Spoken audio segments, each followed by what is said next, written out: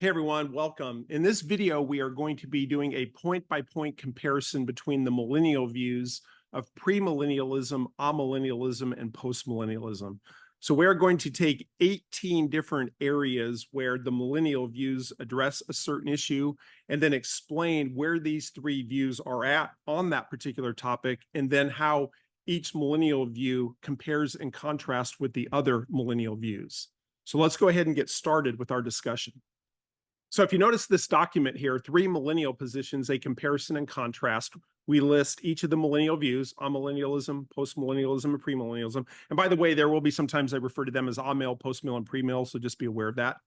And then off to the left, we have the various points of explanation and contrast: definition, timing of millennium, nature of millennium, etc. So as we move through this, we'll see the various points for comparison and contrast.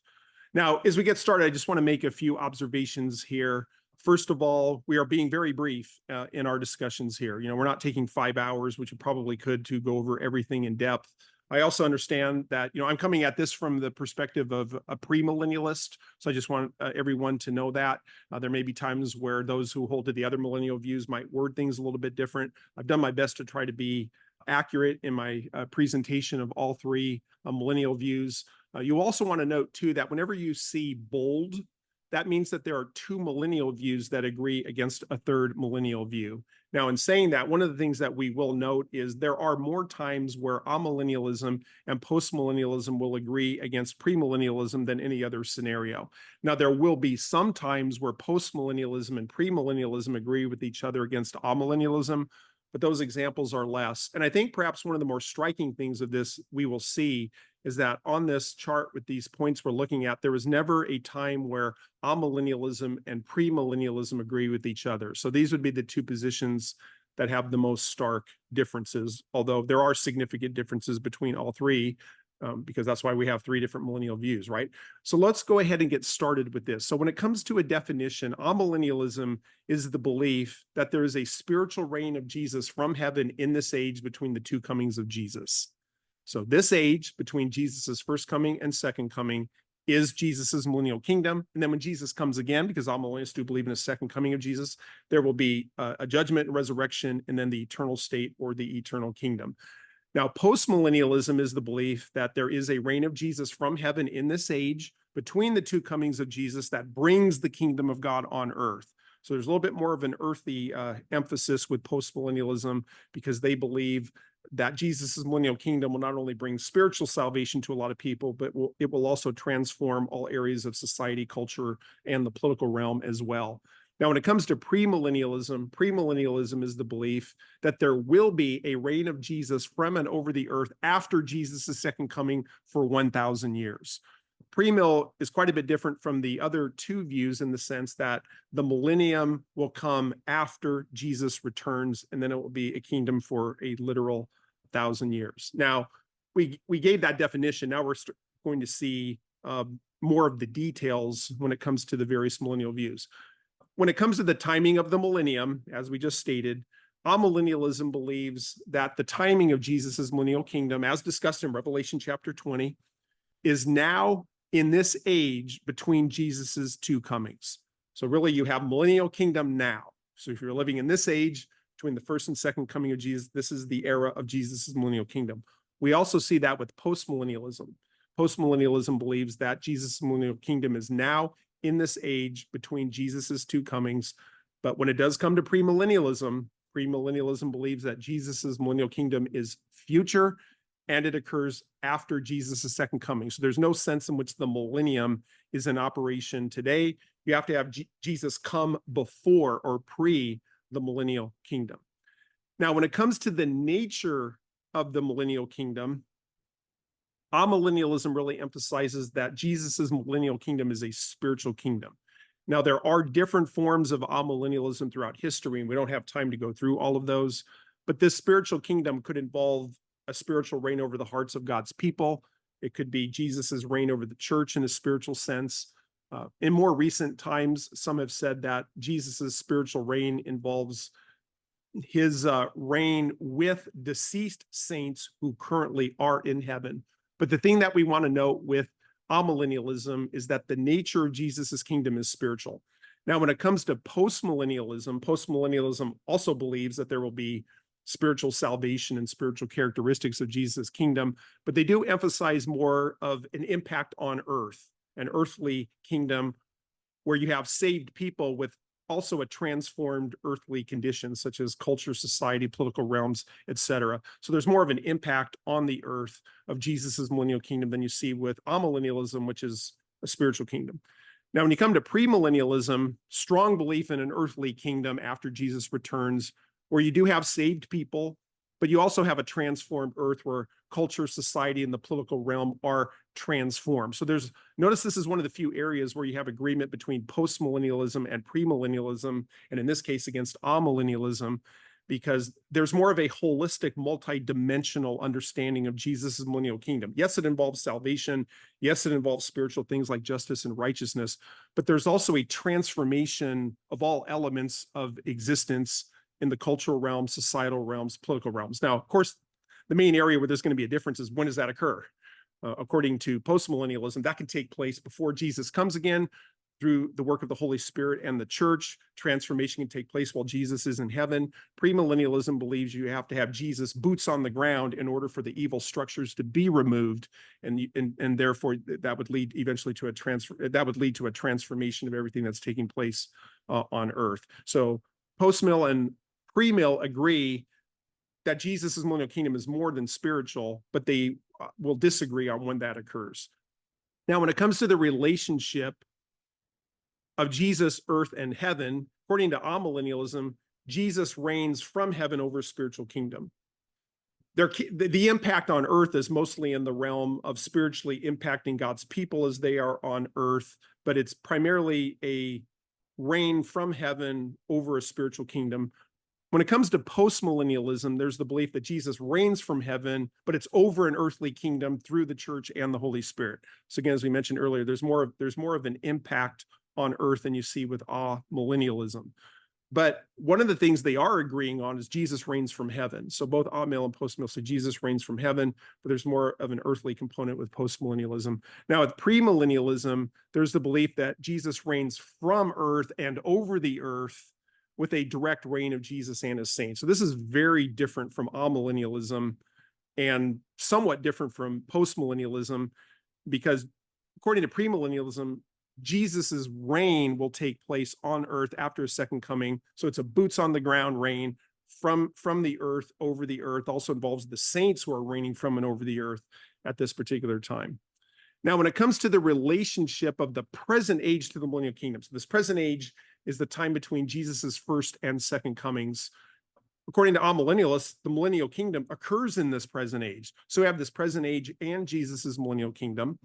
According to postmillennialism, agreement on this, we have the millennial kingdom occurring in this present age. But according to premillennialism, this present age is not the millennial kingdom. This present age does not include the millennium. You have to have Jesus come again. And then when he comes again, linked to the age to come, that's where you have the millennial kingdom. So this is a really big difference between the millennial views, particularly amill and postmill, against premillennialism. And then when it comes to the 1,000 years, remember in Revelation chapter 20, it talks about 1,000 years in which Satan is bound, but also there's a reign of Jesus and the saints. 1,000 years is mentioned several times in Revelation 20. Amillennialism and postmillennialism are not literal with 1,000 years. They take it more symbolically, figuratively, less literal, referring to a long period of time. And of course, since this church age has gone on for, since the first coming of Jesus for well over 1,000 years, more like 2,000 years, and could be longer, that they do not take the 1,000 years literally. Premillennialists are more apt to take the 1,000 years as literal. Now, whether it's literal 1,000 years to the second or about 1,000 years, they believe you're dealing really closely with the concept of a literal 1,000 years, and that will take place in a future age. So this would be another area where amill and postmill disagree against premillennialism. Now, when it comes to the timing of the Olivet Discourse in Revelation, now this is a complex topic, so just understand that when we're dealing with Matthew 24 and 25, we're dealing with Revelation 6 to 18, seals, trumpets, bowls, other things that are going on. When it comes to the timing of fulfillment of those things, when it comes to amillennialists, so again, remember amillennialism, we're on the left side of this here. With amillennialism, you're going to see a mixture of those who are idealist and preterist, Idealists would be those who are really not focused on the timing of fulfillment of Olivet Discourse and the book of Revelation. Those who are preterists emphasize fulfillment leading up to and including the events of AD 70, the destruction of Jerusalem and the temple. So you get a mixture there. When it comes to postmillennialism, particularly of the last several decades, has oftentimes been linked with preterism, which is the belief that Olivet Discourse, book of Revelation, a lot of Bible prophecies were fulfilled with the events of AD 70 and the destruction of Jerusalem at that particular time. Now, when it comes to premillennialism, those who are premillennialists are futurists. They believe that most or all of Matthew 24 and 25, Luke 21, Olivet Discourse, the seals, trumpets, bowls, other things of Revelation 6 to 18, they believe those will occur in the future. So usually premillennialists are emphasizing that the events of a coming tribulation, day of the Lord, those things are still in the future. Next, now again, remember we're losing the categories of amill, postmill, premill. Remember, we have amill in this zone here, postmill, and then premill. When it comes to the issue of the David's throne is talked a lot about in the Old Testament. The angel Gabriel promised Mary that Jesus would sit on the throne of his father David, rule over the house of Jacob forever, Luke 1, 31 to 33. Jesus talked about the Davidic throne in Matthew 25, 31, Matthew 19, 28 and 29. According to amillennialism and postmillennialism, they would say that the Davidic throne locale now is in heaven. So they believe that when Jesus ascended to heaven and sat at the right hand of God, that he sat upon David's throne. So there's been a transfer from the Old Testament concept of an earthly Davidic throne to a heavenly Davidic throne. Now, premillennialism and premillennialists would say Jesus being at the right hand of God is sharing the throne of deity. It's a position of exaltation for the resurrected, ascended Messiah. But Jesus has to return to earth to reign from David, to be on David's throne and reign from David's throne. So according to premillennialists, the Davidic throne is still on earth and still awaits future fulfillment. So this is a big difference here. Amill, postmill has the Davidic throne locale in heaven. Premillennialism has it on earth. And then when it comes to Jesus's reign from David's throne, so it's one thing to be on David's throne, it's another thing to reign from David's throne. According to amillennialism and postmillennialism, Jesus is actually reigning fully from David's throne now, and it's in this age from heaven. So they both agree on that. Jesus is on David's throne in heaven and reigning from David's throne from heaven. According to premillennialism, the reign of Jesus from David's throne is future. So Jesus has to come again. Matthew 25, 31 says that when the Son of Man comes in glory, all his angels with him, then he will sit on his glorious throne. Then the nations will be judged. Then there will be the inheriting of the kingdom. Premillennialism emphasizes a future reign of Jesus from David's throne, and it occurs after the second coming on earth. So this is a pretty big point of difference, and probably the one who's accurate on this issue of when Jesus's reign from David's throne begins is probably going to be most accurate when it comes to their millennial view. Then when it comes to the issue of resurrection program, according to amill and postmill, this is the millennial kingdom era. But then when Jesus comes again to earth, because amills and postmills do believe in a future second coming of Jesus to earth, they believe at that time there will be one general resurrection, also one general judgment of the righteous and the wicked. But there ends up really being one big resurrection and judgment at this time. According to premillennialism, there are phases of the resurrection program. Obviously, you have Jesus, the first fruits, according to 1 Corinthians 15, at the time of his first coming. Premillennialists believe in Revelation chapter 20, verse 4, there's a resurrection of believers with physical bodies, resurrected bodies at those times. Then there's 1,000 years that plays out, which is the millennial kingdom. Then after that, there's another resurrection which takes place according to Revelation chapter 20, verse 5, and those would probably be unbelievers. Now, I'm going to skip ahead a little bit on this chart here because I probably should have had this category here. I should probably mention this right after the one that we just looked at. But when it comes to the nature of the first and second resurrections of Revelation chapter 20, verses 4 and 5, according to amillennialism, the resurrection of Revelation 20, verse 4 is a spiritual resurrection. So in Revelation 20, verse 4, there are martyrs, and they are told that they came to life and reigned with Christ for 1,000 years. So amillennialists usually take that in a salvation sense, in a spiritual sense, in a regeneration sense. So that's verse 4. But then they would take Revelation chapter 20, verse 5, when it talks about the rest of the dead coming to life as Zason. They would say, well, that's a physical resurrection. And you also see that with postmillennialism as well. So this is a very interesting view. is that you end up having resurrection talked about in Revelation 20 verse 4 and Revelation 20 verse 5. And both mention the Greek term ezeson, which means they lived, they came to life. It's also used of Jesus's physical resurrection in Revelation chapter 2, I think it's verse 8. What you have with amillennialism and postmillennialism is people coming to life in Revelation 20 verse 4, but that's not physical resurrection, it's spiritual resurrection. But then when the 1,000 years are completed, it talks about another group coming to life. They'll say that's a physical resurrection. Premillennialism will say that the resurrections in both Revelation 20 verse 4 and verse 5 are physical resurrections. The physical resurrection of verse 4 is talking about believers, and then the physical resurrection of verse 5 would be people after the 1,000-year reign of Jesus and the saints, where you have unbelievers come to life for their judgment at that particular point. So this is a pretty big difference between amill and postmill together against premill. Premill is claiming, hey, we're more consistent. We're seeing as Zason came to life. We're seeing the two resurrections. It's both talking about physical resurrections. Now, come back up earlier in the chart here. So we talked about resurrection program here. So moving on, when it comes to a hermeneutic for Old Testament prophecies, the various systems are usually going to be literal in a sense of a literal, grammatical, historical hermeneutic for most scripture. But when it does come to Old Testament prophecies about national Israel, land, physical blessings, geopolitical nations, oftentimes amill and postmill are going to be less literal with those. So oftentimes with Old Testament prophecies, amillennialism is calling more for a symbolic understanding, more of a figurative understanding. There will be a lot of talk about types and shadows when it comes to national Israel and physical things that are predicted in Old Testament prophecies. So there's the belief you can't just stay consistent, literal, grammatical, historical hermeneutic. You have to have some kind of symbolic, figurative understanding of Old Testament prophecies.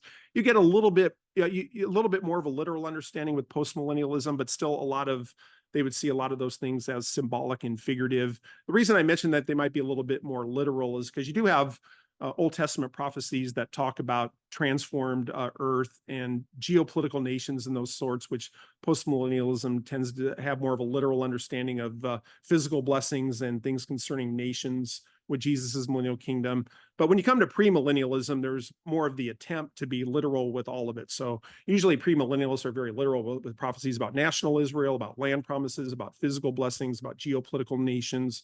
So there's more of a literal hermeneutic with Old Testament prophecies. Then when it comes to the issue of Israel and the church, obviously a complicated topic. Both amillennialism and postmillennialism will assert that Jesus is the ultimate true Israelite and that national Israel no longer remains theologically significant, that it's now the church in Jesus, the true ultimate Israelite, and therefore all believers, regardless of their ethnicity, become part of a transformed spiritual Israel. And as a result, Israel as a nation, as a national entity, drops off in significance. Now, sometimes with amillennialism, and particularly with postmillennialism, you sometimes will see the belief that there will be a lot of Jews who will be saved at some particular point, but they don't believe in a restoration of Israel. As a matter of fact, many postmills who are preterists believe God has divorced national Israel. Now, that's quite a bit different from premillennialism, now again, there's different forms of premillennialism. There's dispensational premillennialism, historic premillennialism. There's different forms of historic premillennialism. There's George Ladian historic premillennialism. There's more of the premillennialism of J.C. Ryle and Charles Spurgeon, and more recently Barry Horner, which is more literal with sections dealing with the issue of Israel. So usually what you see with premillennialism is a distinction between Israel and the church, and very significantly, national Israel remains theologically significant. So premillennialists usually believe that God's choosing and electing purposes apply not only to individuals, but also to national entities, and Israel is significant as a nation. And Isaiah 19 also talks about the salvation of Egypt as a geopolitical entity. With premillennialism is the belief that national Israel remains theologically significant. What's going on with the church? Obviously, very significant messianic salvation of believing Jews and Gentiles, but God's purposes for Israel as a nation still remain, and there will still be a fulfillment of promises to national Israel in the coming millennial kingdom, which will also lead to other geopolitical nations being blessed at that particular time. Moving on, when it comes to the structure of the book of Revelation, this one's pretty complicated too. But usually what you see with amillennialism is the belief that what you're seeing in Revelation chapter 6 through chapter 19 is largely 7 different snapshots of the current present age. I think it was Hendrickson who really promoted that idea very clearly is that what you're seeing with the seals, the trumpets, and the bowls and the other events is really different snapshots of this age between the first and second coming of Jesus. Usually Revelation 19 is still viewed as the second coming of Jesus to earth. But the book of Revelation is not so much talking about all these things happening chronologically or sequentially. These are things that continually unfold throughout church history. Usually with postmillennialism, you get, particularly as most postmills are preterists today, they believe that Revelation is describing events leading up to and including the destruction of Jerusalem and the temple in AD 70. That differs from premillennialism, which views most of the events of the book of Revelation, seals, trumpets, bowls, second coming of Jesus, millennial kingdom, eternal state, as events that are occurring primarily sequentially and chronologically. A little bit of recapitulation of points, but largely events that are unfolding one after another. And as we mentioned earlier, these would be events that are still future from our standpoint. Next, when it comes to the relationship of Revelation 19 and 20, remember Revelation 19 seems to be discussing the second coming of Jesus to earth. Revelation 20 talks about a 1,000-year reign of Jesus and the saints while Satan is bound. What you get with Amillennialism is the belief that really what you have in chapters 6 to 18 is describing the present age from different snapshots, different angles. And then Revelation 19 discusses the second coming of Jesus to earth. But then Revelation 20 is talking about the events from Jesus's first coming to the second coming. With Amillennialism, you don't have the events, the kingdom of Revelation 20 following chronologically the second coming of Jesus. And largely you see that too with postmillennial. The events of Revelation 20 do not follow events of Revelation 19. It's a little more complicated with postmillennialism because some will see what's going on with Revelation 19 being related to the events of AD 70. But when it comes to premillennialism, there's the belief with this view that the events of Revelation 20 follow sequentially the second coming of Revelation 19. According to premillennialism, Revelation chapter 6 to 18 is largely describing a future tribulation period, day of the Lord. Revelation 19 talks about the second coming of Jesus, and then Revelation 20 talks about the millennial kingdom of Jesus. And then Revelation 21 will talk about the eternal state after that. So very significant with premillennialism, it sees the events of Revelation 20, the kingdom, following the second coming of Jesus described in Revelation 19. So this is another area where there's a big difference between premillennialism and the other millennial views. Next, when it comes to the issue of Satan and his binding and incarceration, Revelation chapter 20, verses 1 to 3 talks about a binding and incarceration of Satan into a place called the abyss. Both amillennialists and postmillennialists will say that the timing of the binding of Satan is occurring really in this age as a result of the gospel and the cross and the resurrection and ascension. And so what you will have is a binding of Satan as a result of the first coming of Jesus that continues throughout this present age up until the second coming. Those who are premillennialists believe that the timing of Satan's binding occurs after Jesus returns. So you have to have Jesus' second coming to lead to the binding of Satan. Now, the next issue we want to talk about here is the nature of Satan's binding. And according to amillennialism, in this age, Satan cannot stop the gospel from going to the world, but Satan is still present and active on the earth. The binding of Satan is limited in this sense. So according to amillennialism, Satan is not incarcerated as a person. He still has access to the earth. But what he can't do is stop the gospel from spreading to all peoples on the earth. Very similar with postmillennialism, where Satan cannot stop the growth of God's kingdom, but Satan is still present and active on the earth. So with these two particular views, the binding of Satan is very narrow, and it has to deal with the gospel going to the world. Satan can't stop that. You get much more of a holistic understanding of Satan's binding and incarceration with premillennialism, because with premillennialism, Satan is not only bound and handcuffed, but he's thrown into a prison. He's thrown into the abyss where it's shut and sealed over him. So premillennialism sees not only a binding of Satan, but an incarceration, imprisonment of Satan, which means he has no access to the earth. And as a result of having no access to the earth, Satan can't deceive the nations anymore.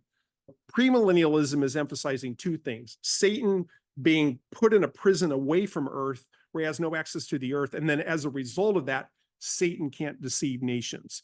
Now, with the other two views, Satan is still very active in doing evil and horrible things, but he just can't stop the gospel from going to the nations and ethnicities of the earth.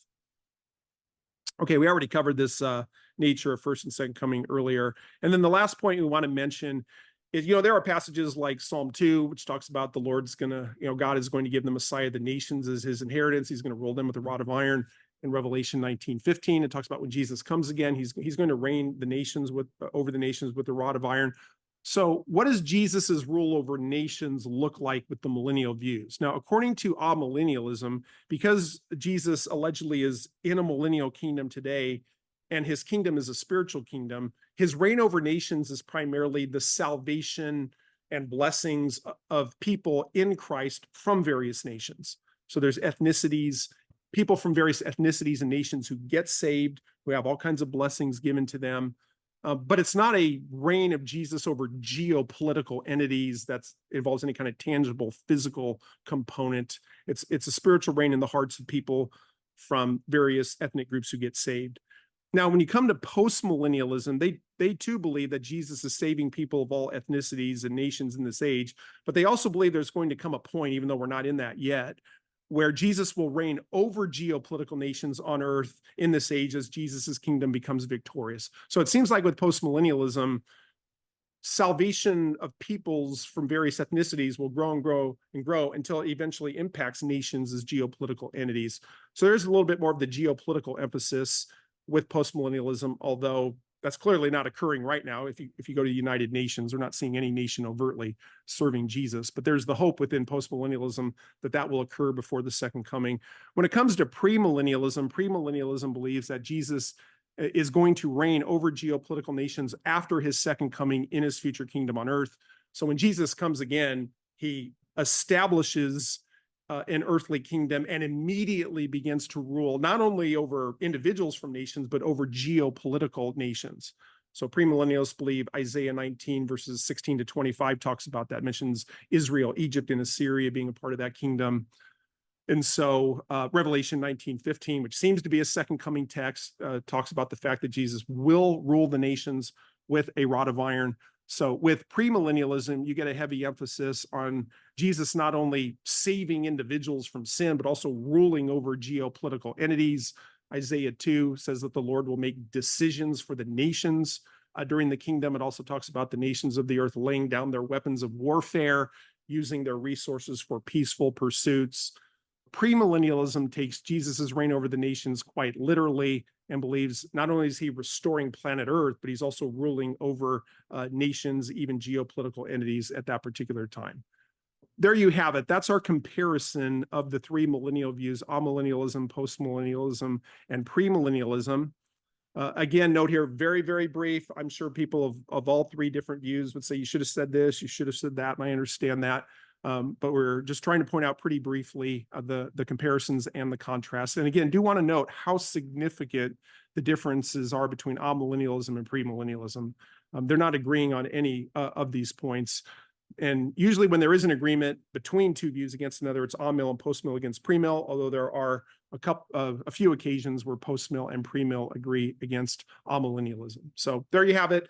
That's a comparison. Hope that was helpful. Again, if you like this sort of material, make sure you check out my website at michaeljvlock.com. We mentioned various books that we've written there, including on millennial issues. We also have a video course on biblical eschatology. If you like this sort of stuff that we talked about, you might want to consider getting that course. But you can see all of that at michaeljvlock.com. There's also the link to that at the bottom of this video. So thanks for watching, and we'll see you later.